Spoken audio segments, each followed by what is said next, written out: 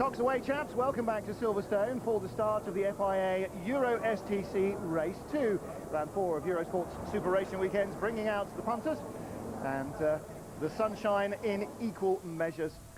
Well, let's go down onto the grid and catch up with Gabriele Tarquini. Morning, especially in terms of the championship.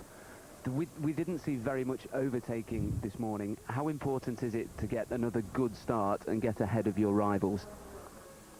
But I think that the start is much more important in the first race than in the second race, because if you've seen, I'm on the back of the grid, so I must pay attention just in the front, be concentrating to the move, and yeah, it's all. But will be very different from my first start. Thank you, Gabriele. So Gabriele Tarquini then with plenty of work to do, and well, let's hope he can wake up some of the fans who are sunbathing here around the circuit and still showing their allegiances to Britain's Grand Prix favourites, David Hill, Nigel Mansell and all the rest of them.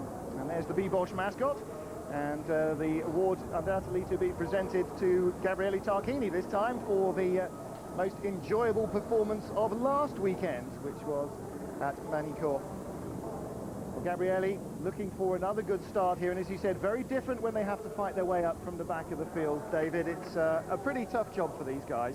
It is. It's very difficult. Long circuit, 10 laps to do it in. I'm sure they can do it every time this season so far. They managed to do it in about 2 or 3 laps. The circuit, again, being the length it is, I think they'll be able to do something similar. So I don't think it'll take very long. I think the first 2 or 3 laps will be very hectic, very exciting. You're starting here, and you'll see the guys at the back. But you have a lot of the faster cars behind you. What will your tactics be for this race? I try to start as well as possible, and I do my race. I don't want to circulate the other drivers that are faster than me, and I hope to do a good race. Thank you. Insight there from Paolo Zadra on the second row of the grid, and he of course was third from last in the first race, you will understand from that. And there is an Alfa Romeo on pole position, and that is the number 3 Alfa. That is Romana Bernardoni, who we saw cartwheeling so spectacularly at Magny-Cours. She starts on the front of the grid with the number 12 machine alongside her. That's Sergio Sambataro in his racing box run Audi Quattro. Paolo Zadra starts in 3rd place on the grid. Angelo Lanciolotti in 4th in the number 9 Conrera Alfa. 5th, Eric Cairol. 6th, Mirko Lempänen, the Finn, in his Audi. Eric Cairol in a BMW. 7th, Roberto Toccocello. 8th, Gianluca De Lorenzi. 9th, Sandro Sardelli in the Nissan. 10th place, and the best of the front runners, if you like. On the grid on the outside of row 5, Nicola Larini. Behind him, on row 6 of the grid, Valfish and Neal. And on the final and 7th row of the grid, or 7th and final perhaps, Giovanardi and Tarquini. So Gabriele Tarquini starting stone last, but not starting from the pit lane, which is a little bit of a bonus for him, because he has had a couple of those this year already. And he'll be very glad to actually be on the grid. And with the other 5 or 6 front runners now, we've got serious front runners trying to work his way up through the grid to overtake in the end this lady, or perhaps earlier on than the end of the race, this lady, Romana Bernardoni. Bernardoni coming to Silverstone for the first time, went out on a motorcycle around the track on Thursday to try and learn some of its secrets. And as we saw from qualifying, managing to completely abort a couple of other drivers' laps, so some of them still remaining secret from her. The number 3 Nord Auto Alfa Romeo, though, will start from the front of the grid. Now, the grid is being cleared, so we've had the final 3-minute countdown sequence starting. And so it's time for the spectators to leave the ice cream vans and to head back. And British Eurosport viewers, hopefully you've now got a little bit more insight on, well, some of the differences between these cars and the road cars, courtesy of our preview programme on British Eurosport. Matt Neal giving us his ideas about the championship, and as you can gather from that, he's very keen indeed to stay with the Super Racing Weekends if he can. Matt Neal will be appearing again at Zolder in Belgium, which is next weekend, not the normal fortnight gap between race weekends. And that then is the end of his projected arrival in or projected presence in the championship, but he and Father Steve, who together run the Microdynamics team, the Team Dynamics car, will be doing their level best to find the money to continue in the championship when it resumes later in the summer at the Hungaroring. Let's hope that gentleman is fully tuned in. A little nod off in the sunshine there, David. A very, very demanding prospect, sitting here and watching 5 or 6 hours worth of racing in these conditions. Luckily, he's got a long sleeve shirt on. I think it'd be wonderful, in actual fact, if you're just sitting out there in the sunshine and taking it all in and not worrying about what's going on around you. The people that do have to do the worrying is obviously the drivers sitting in the cars. They're going to be getting very hot inside these cars, and I'm sure they'll be getting very tense. That's the green flag for the start of the warm-up lap. They're now setting off to give their tyres the last chance to get some heat into them before they come back, and they'll line up again on the start line for a standing start race. So here we go. You see them weaving around now, starting to get that heat into the tyres, so that when they set off and arrive at the first corner, they all go around with a good piece of grip and be able to get round the first corner. The reason I say that is because at Silverstone here, when you get to the first corner at Copse, there's always somebody who falls off. We've seen that in the races yesterday here with the Formula Renault race. So quite a few times, yes. And those of you who are eagerly awaiting the FIA GTs, do you think a whole GT field managed to get through in bright, broad daylight through the first corner? Well, you'll have to wait and find out, won't you? We've seen the FIA GT race, and we'll be bringing you the highlights of that, just to remind you, at the end of our programme. So sort of a little bit of about-face view of proceedings. We normally start off our Super Racing Weekend race day coverage with those races, but in this instance, it's at the back end because of our other scheduling. Now, just to try and encourage a few emails before my computer finally dies again, I've just about managed to get the laptop working here today, and to answer the question, we've got one in from Alan Jenkins in Newport saying, surely Larini would have done 3 qualification laps in free practice. The fact that he didn't do them in time practice is irrelevant, or are Yellow Book rules different to the Blue Book rules? Yes, indeed, they obviously are, because Larini's free practice times don't count for anything. You actually have to qualify yourself, as the word suggests, in qualifying, and he didn't. And we had similar oopses in a number of other cars, not least the Lister Storm. If you want to send us some emails, incidentally, it is thecarguys, all one word, at eurosport.com. And if you are the manufacturer of rather more reliable laptops than the one I've got, then you can email me and I will send you an address for which you can send me one. Because we would like to try and keep this going throughout the season to answer some of your queries and questions. Hopefully we will be able to do that and shed a little bit of light on some of the stuff that we perhaps take a little bit for granted and haven't explained fully. And again, hopefully that preview programme that you'll have just seen on British Eurosport will have, from the drivers and team side, helped to point out a few of the hidden secrets around the Super Racing Weekend paddocks. So Romana Bernardoni then in her red and white machine, rather handily, with Sergio Sambataro in another red and white machine, coming up to the front row of the grid. So my eyes will be taxed on our little 3-inch monitor to try and work out which that one is. I might have to get David to trade his binoculars out of the window and see if that can work. Incidentally, if you do want to follow the live timings, if you've got your laptop plugged in, you can do it at eurosport.com, follow the live links, and you should get live timing and scoring as well.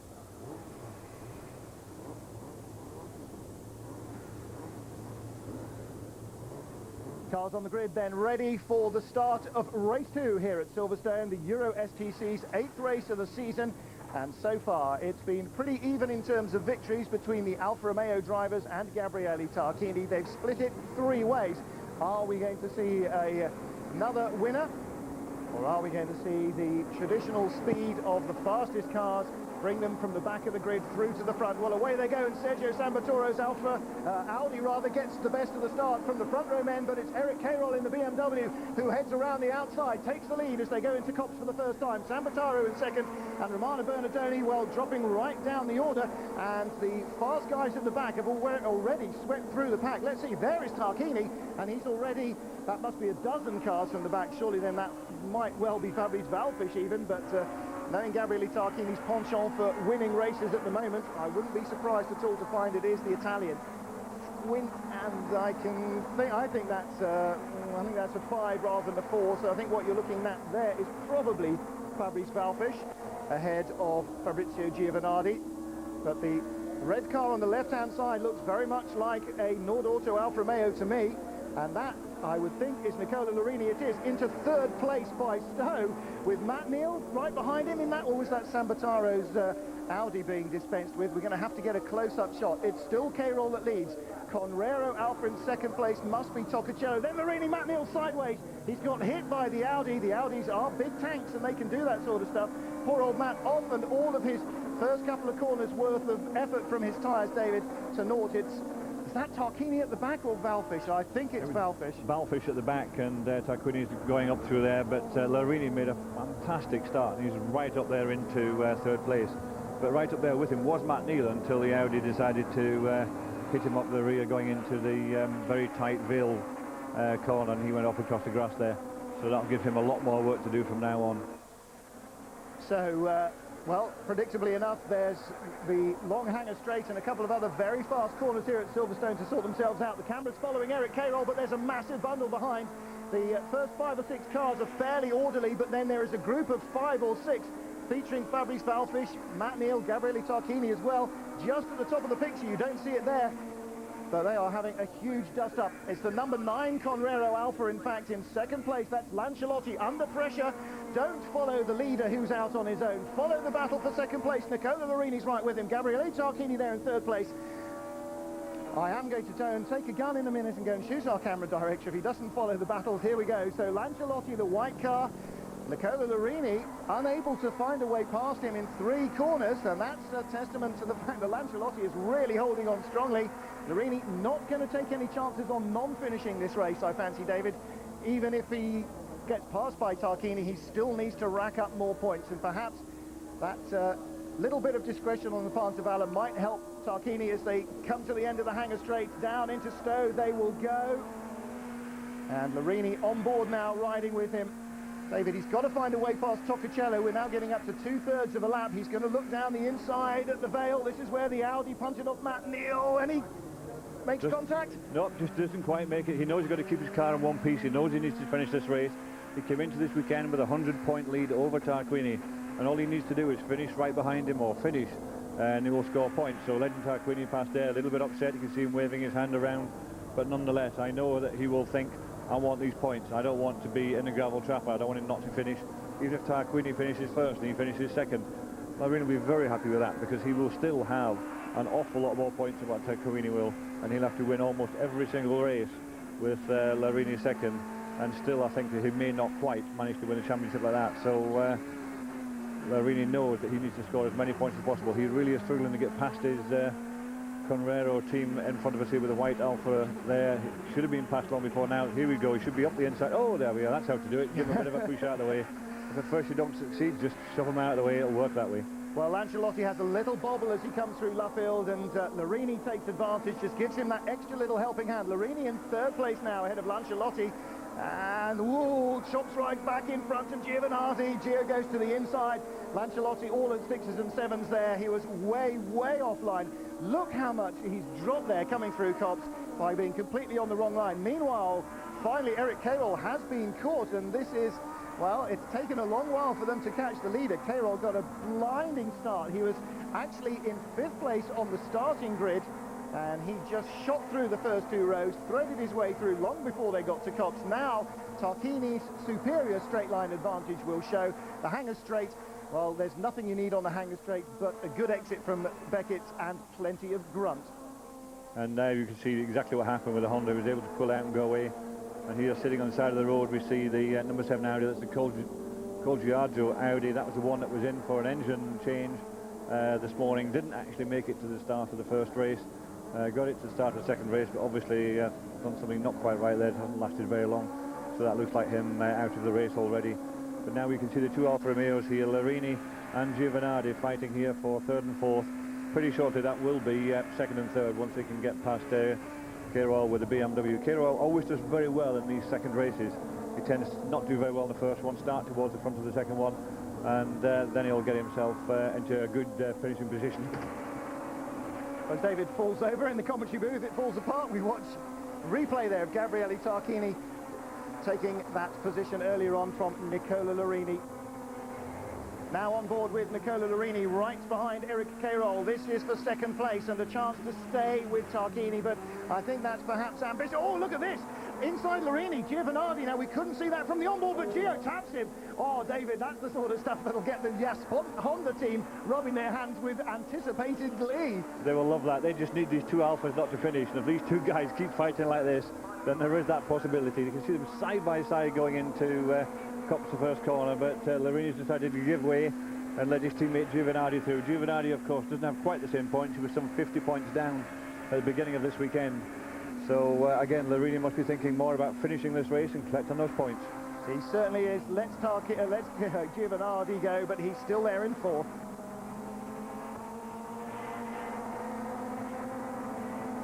On board with Nicola Larini, Fabrizio Giovanardi, his teammate, has eased his way past. If Rubbing's racing, then it was a racing move.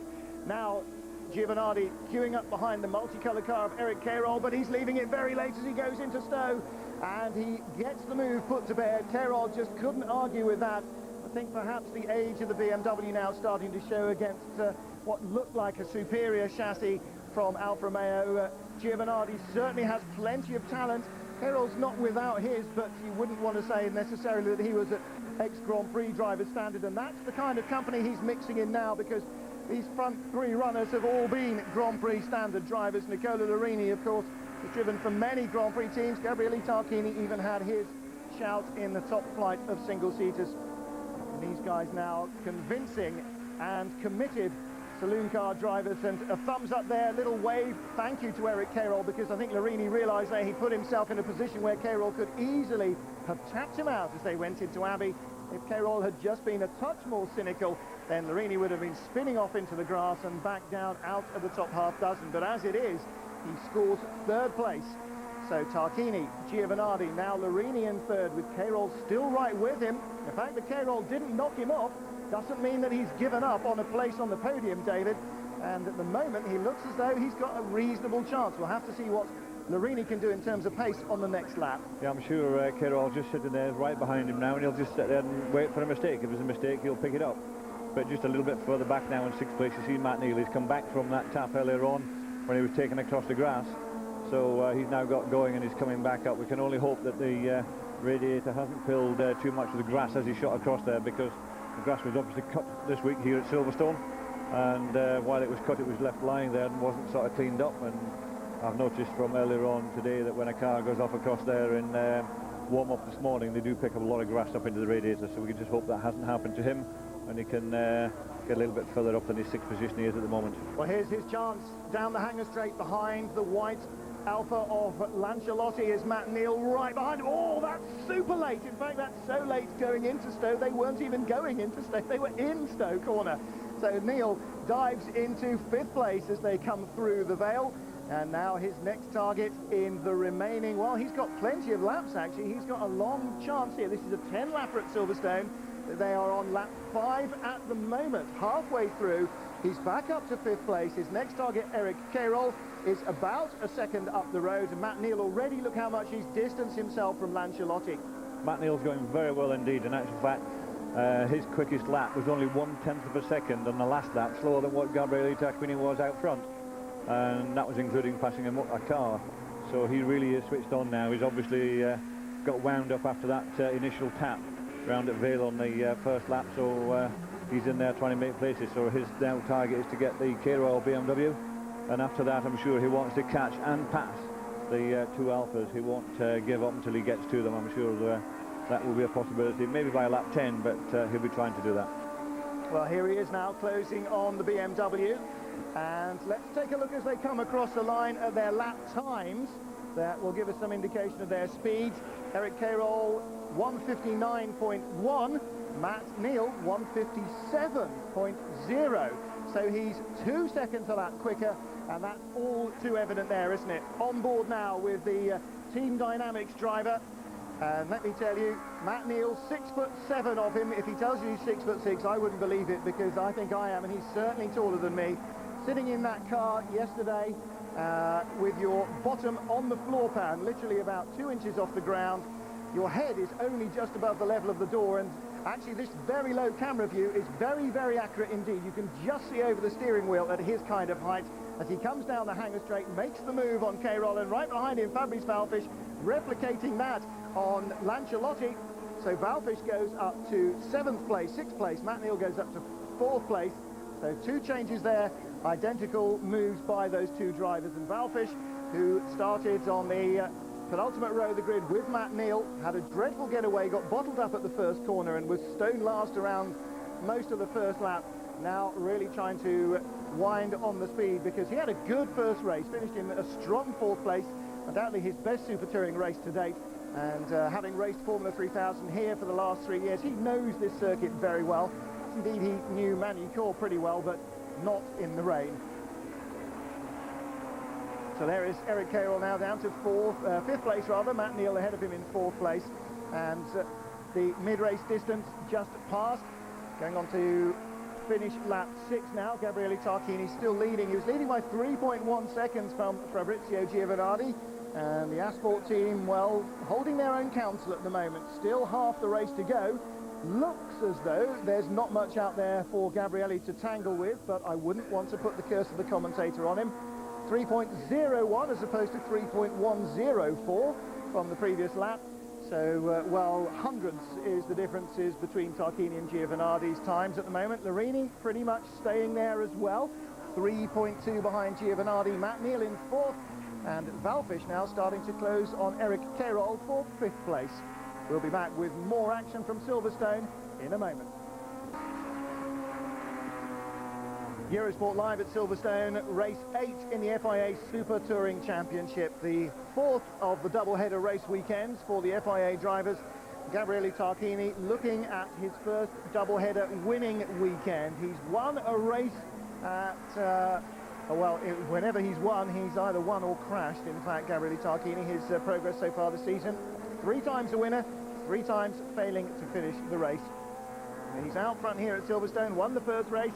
Fabrizio Giovanardi, after 7 laps, is 3 seconds behind him still. 3.104 goes down to 3.005 as the gap, but it is just hundreds of seconds and nothing too much to worry about. Fabrice Valfish, though, coming right across the start-finish line, right behind Eric Carroll, and he looks like he's going to make that move for 5th place. Cameraman, or director, hasn't picked that up.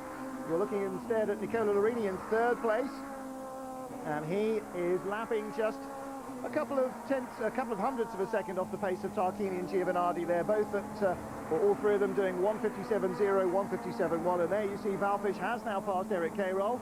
So our director showing us another shot of the BMW. And when I tell you that Carroll is French, have a guess at the nationality of the crew. So Carroll now down to 6th place behind Fabrice Valfish. And the next car you can see lining up the Lancialotti Alfa is Sandro Sardelli in his Nissan. Now, we didn't see him in the first race, or very much of him.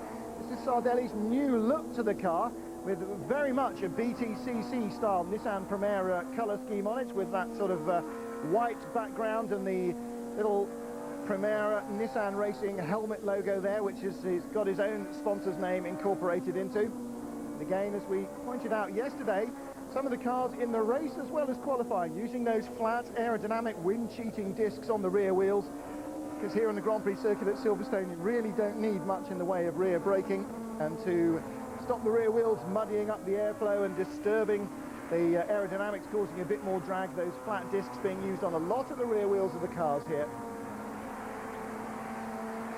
So, same for the number 4 car of Gabriele Tarquini as he comes around to complete his 8th lap of 10. Those flat spinners on the rear wheels stops the air getting muddied up and just helps give you a couple of extra kilometers an hour, perhaps, maybe even not that much, but it's all those tiny little touches added together that go together in the Honda Accord to make it such a rocket sledge. There is the Yasport Honda team on the TV watching their men. Tarquini in 1st place at the moment, and Fabrice Valfish now having fought his way up after a poor start to 5th. Giovanardi and Larini, David, in the 2 Alphas first. First Giovanardi, then Larini. They're 2nd and 3rd at the moment, unable to make much of an inroad into Gabriele Tarquini's lead. When are they going to start thinking, well, I'll just worry about my teammate and the championship? I think they've that's gone through their mind already. They're out there, they're in 2nd and 3rd, they'll be quite happy to sit where they are. Larini will be looking in his mirror to see that he can find Matt Neal coming towards him. They've only got a couple of laps to go, and the last thing you want to do is get caught up with Matt Neal on the last lap, maybe get into a bit of a fight where he ends up off the circuit. So that's one thing he'll be worrying about. Giovanardi's got no worries at all. He'll just sit there and reel off the last couple of laps in good style. Here we can see Carroll racing with Sardelli. Sardelli always makes pretty poor starts on these races and then starts to fight his way through afterwards. He's got exactly the same car as Matt Neal, so we would expect that car to go extremely well. Matt's now in 4th position, and that's Sardelli just moving up into 6th. So he's making the best use of the power in that car there to get himself up. He's the leading privateer at the moment, so he's keeps scoring more and more points for that privateer championship, and that I know is his target for this year, is to win that privateer championship and not to win the races overall. Certainly he's making life difficult for himself at the beginning of the races, but using the car and its ability to sort it out afterwards. Maybe he needs to go to an airfield with Matt Neal, learn a bit about setup and a lot about starting these Super Touring Primeras. Certainly Matt Neal, a lot of you might think, well, surely Matt Neal's a privateer. He's not anything like a factory entry, and indeed you're right. But of course, don't forget, he didn't start the championship intending to do all of the championship, and I would assume, therefore, is probably not registered as one of the privateers. He's certainly not shown as a privateer on our entry. So, although Matt Neal is, in effect, the leading privateer here, Sardelli is the man who's scoring those points, and he's now, as we saw, moved ahead of Eric Carroll. Then Gianluca De Lorenzi has also moved ahead of Lancialotti. Indeed, Lancialotti might need to worry about Toccacello, his teammates. Well, 7.7 seconds ahead with 1 lap to go. Maybe not. So Tarquini then, on to lap 10. White flag lap if they existed in Britain, but they don't, and anywhere in Europe. So it is the final lap, though, for Tarquini.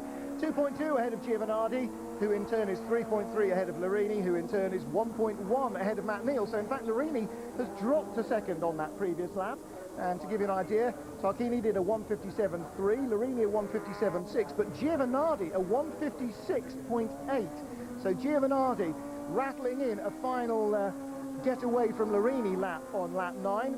Matt Neal a 156.7, pretty much the same pace as Larini, and not too shy of Tarquini's pace. Giovanardi putting in that fast lap. And in fact, Giovanardi has the fastest lap of the race at the moment, 156.4.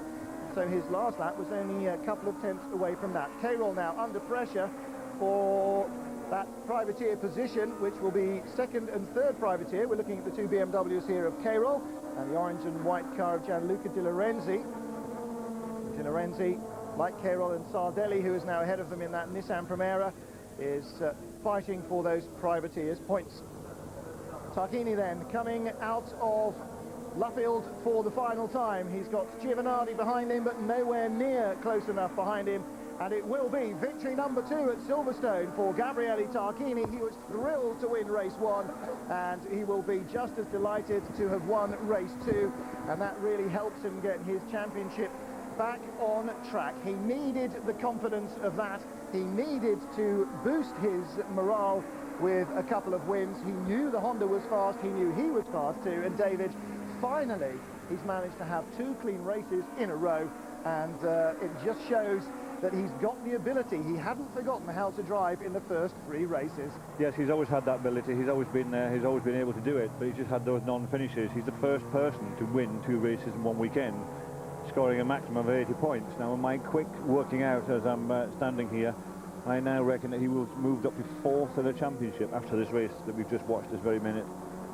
We've got Larini still in the lead with 280, Giovanardi with 240. We've got an Audi Massimo Pigoli still with 179, and then right behind that, no, my figures are wrong because I've added to the wrong person. If I add 40 to 152, I've got 192. He's actually third place. He's actually in 3rd place now. Well, now that is still a big vault up from 3rd place to the lead. As you say, he'll have 190 compared to 280 for Nicola Larini. So he's only got 2/3 of Larini's points. But if he can get a couple of strong, warm weekends like this, or a couple of strong weekends like this, then he will start to make inroads into the Alpha Pair's lead. So there is confirmation of the result. Then Matt Neal in 4th place no, he was in 3rd place in race 1, 4th place here in race 2, and Fabrice Walfisch in 5th place. Another strong showing for the Honda Accord. Sandro Sardelli, David, I would think that if Matt can stay in the championship, Sardelli's car and overall performance really ought to be raised a notch, because I think they will learn, if they can, quite a lot from the Team Dynamics crew. They really know that Nissan very well. Matt knows how to race it, he knows how to set it up. I'd be very surprised if Sardelli doesn't want to use some of that knowledge to his benefit. I'm sure they will, if they can just get themselves all sorted out so they're all working together, and then that will move the other Nissan up there. And it is so much easier when you've got two cars from the same manufacturer working together. But when you've got two Alfa Romeos and one Honda up there, then the Honda will suffer. So if you can get the two Nissans working together and two of them up there together, then I'm sure they can make inroads into that Honda Alfa Romeo domination that we've got at the front of the grid at the moment. Well, Matt Neal, obviously with no Privateers Championship points to chase, won't take any away from anybody, but, well, Sardelli could certainly do a lot worse than talking to the Team Dynamics crew and finding out a bit more about his car than he knows at the moment, particularly about how to use the mountains of data that come out of Super Tourers now, because that's certainly something that Matt has got plenty of experience in.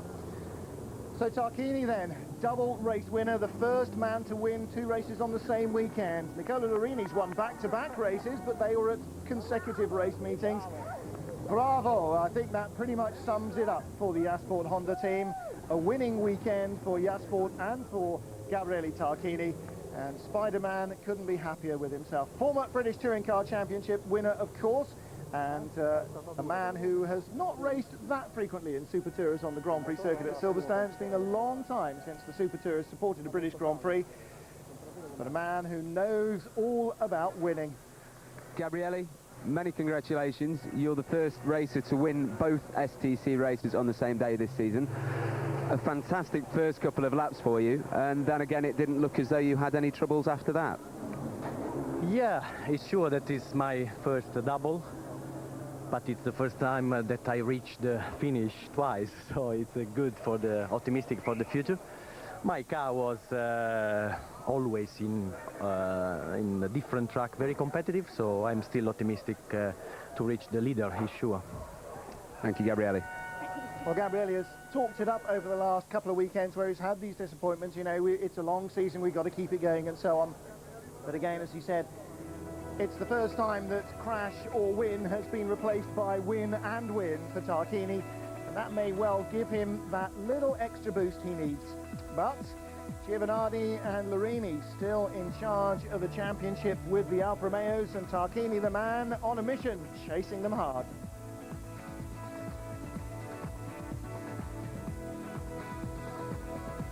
Gabriele Tarquini, the winner of both races in a Super Racing Weekend Super Touring race for the first time. Super Touring meeting, and, well, just in dominant form here. I wonder what the Alfa Romeo drivers thought about it. Fabrizio, congratulations. Excuse me. Congratulations, another second place. It just seemed as though Gabriele was just a little bit too quick in both races today. Yes, I think he was really quick in the start, in the opposite to me, and was really fast the 3-4 laps. In the end, I think he has a little bit problem, but was too much gap to gain. It's okay like this. Thank you, Fabrizio. Bye. Well, certainly Tarquini was dropping a tenth or two to the Alphas in the closing stages. Whether that was too much of a problem or whether that was just knowing that he'd pretty much got it tied up, we'll have to find out later. Read the comics for that later in the week, and I'm sure they'll have the full scoop from Gabriele. But for Nicola Larini, well, championship still looking strong.